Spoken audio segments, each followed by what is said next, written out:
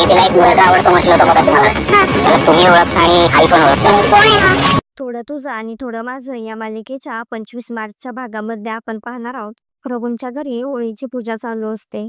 तेजस आणि मानसी होळीला प्रदक्षिणा घालत असतात. तेव्हा तेजस मानसीला म्हणत असतो, मी तुम्हाला म्हटलं होतं ना, निधीला एक मुलगा आवडतो म्हणून. तुम्ही आणि आई त्याला ओळखता.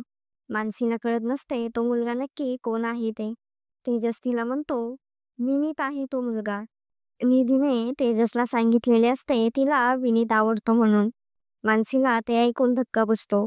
कारण मानसीने आभाला सांगितलेले असते, माझा तुझ्या आणि विनीतच्या लग्नाला पाठिंबा आहे ते.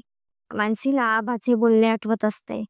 विनीत आणि आभाचे एकमेकांवर प्रेम असते. मानसी तेजसकडे पाहत असते तेव्हा ती चक्कर येऊन पडते.